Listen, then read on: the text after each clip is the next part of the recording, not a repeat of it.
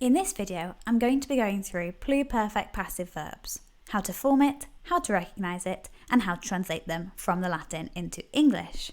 If you're not sure about any of the verb endings from this video or any of the previous ones, go and download that free complete reference guide to Latin verbs from the link in the description below. It'll really help you out, it'll just be handy to have nearby while you go through these exercises. So, active or passive verbs. An active verb is where the nominative is doing the verb. The boy had kicked the horse. He did it. It was him. A passive verb is when the nominative is having the verb done to it. The boy had been kicked by the horse. The boy is still nominative, but his role in the sentence has changed. He is no longer actively doing the verb. He is now passively receiving the verb. He's still grammatically nominative. So pluperfect passives in Latin, they're formed from the perfect passive participle, which is the fourth principal part in your dictionary lists. They use the imperfect tense of the verb to be, esse.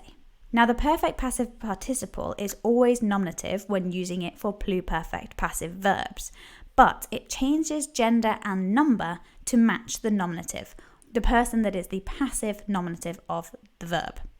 Let me show you what I mean. Pluperfect passives are formed using the perfect passive participle plus esse in the imperfect tense. So the endings for the first, second and third person singular are the nominative form for the masculine, feminine and neuter options. So I've got us, us for a masculine nominative, a for a feminine nominative and for a neuter nominative. If the nominative is the I of the story, then I use the imperfect eram. If the nominative is the you of the story, then it's eras, he, she, it's erat. Eram, eras, erat is my imperfect tense of the verb to be. When I get to my we, you, they, my first, second, third person plural, I have to change my nominative ending to match the number of the nominative that it is describing. So I have to match my e, I, a, my masculine, feminine, neuter ending to whatever it is that is the passive nominative of the verb. Then I add on the imperfect tense, eramus, eratis, erant. They are separated by a space, they are two different words. So try not to get too confused between just esse on its own and esse attached to a participle. Here's an example, portare. I've given you the masculine form of this verb. I could easily have made it feminine, I could have made it neuter just by changing the ending to the examples in the ending column. So portatus eram, portatus eras, portatus erat. Portati I've changed to plural, eramus, portati eratis, and portati erant. Every time I'm using the perfect passive participle and just changing the ending to match the nominative. Then I change the esse, the imperfect tense, to match who is doing the verb. So these mean I had been carried, you had been carried, he, she, it had been carried, we had been carried, you had been carried, and they had been carried. Be really careful to translate the pluperfect as had and not have or has, because that would make it perfect, not pluperfect, and you want to show that you know the difference. So let's try some examples. I've got the endings at the bottom to show you how to form it, and then next to that I have how to translate it for you in case you forget, and that's absolutely fine. Just keep checking that bottom table. I've also got vocabulary down the side in the green box. For the verbs, you'll see they're longer than usually in my vocabulary lists. That's because I've given you all four parts of the verb. This is how you'll usually see verbs in your dictionary. They might be fully written out or they might just be shortened like this.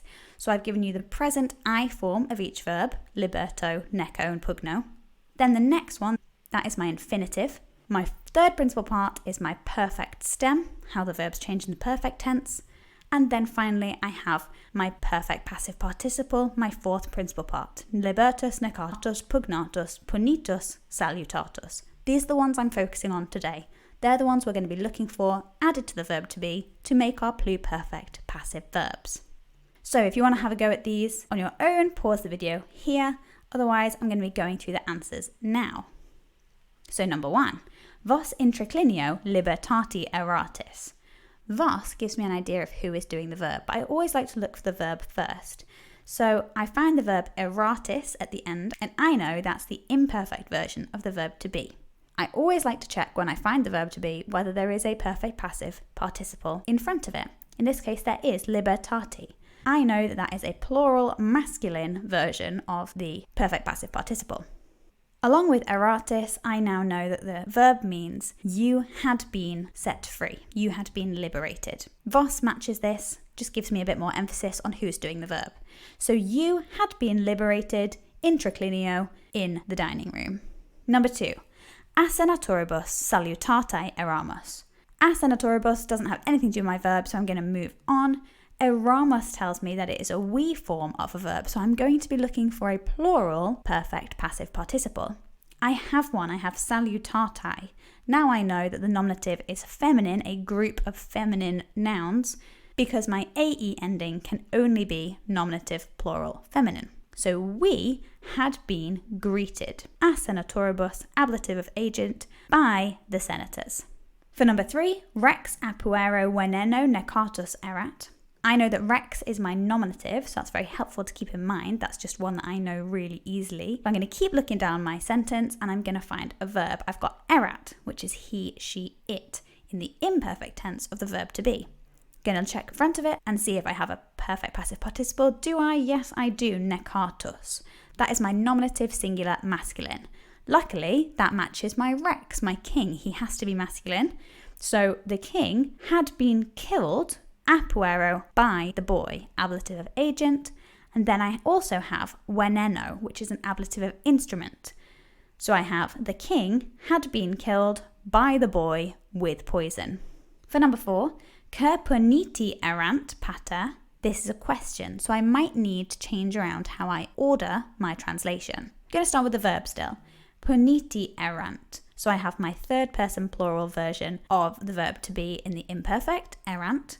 Then I'm going to check in front of it, see if I have a perfect passive participle. Yes, I do. Puniti comes from punitus. It is a plural masculine nominative.